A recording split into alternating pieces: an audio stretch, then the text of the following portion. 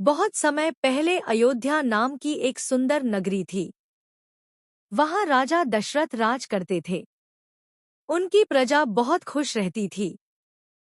राजा दशरथ के 4 पुत्र थे, राम, लक्ष्मण, भरत और शत्रुघ्न।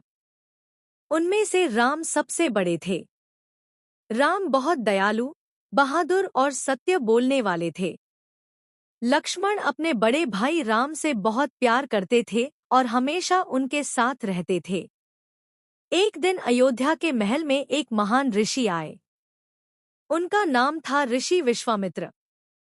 राजा दशरथ ने उनका बहुत आदर किया और पूछा, हे ऋषिवर, आप किस काम से आए हैं?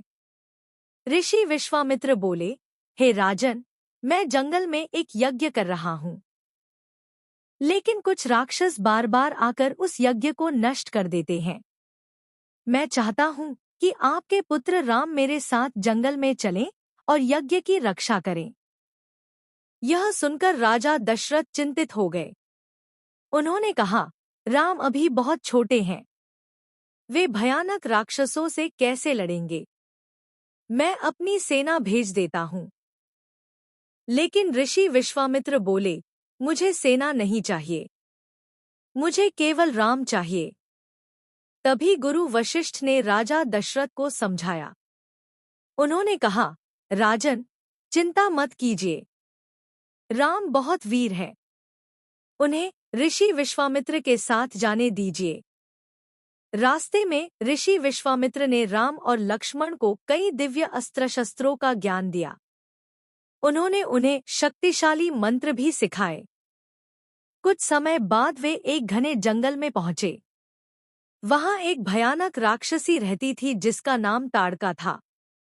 वह लोगों को बहुत परेशान करती थी। ऋषि विश्वामित्र ने राम से कहा, राम, इस राक्षसी को रोकना होगा। राम ने अपना धनुष उठाया और ताड़का से युद्ध किया।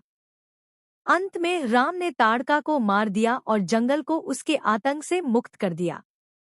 इसके बाद ऋषि विश्वामित्र राम और लक्ष्मण को अपने आश्रम ले गए। वहां यज्ञ शुरू हुआ। लेकिन यज्ञ के दौरान 2 भयानक राक्षस आए। उनके नाम थे मारीच और सुबाहु।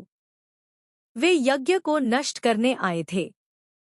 राम ने तुरंत अपना धनुष उठाया और उन पर बाण चलाया। राम के बाण से सुबाहु मारा गया और मारीच बहुत दूर समुद्र में जा गिरा। इस तरह राम और लक्ष्मण ने ऋषि विश्वामित्र के यज्ञ की रक्षा की। ऋषि विश्वामित्र बहुत खुश हुए। उन्होंने राम और लक्ष्मण को आशीर्वाद दिया और कहा, तुम दोनों बहुत महान वीर हो।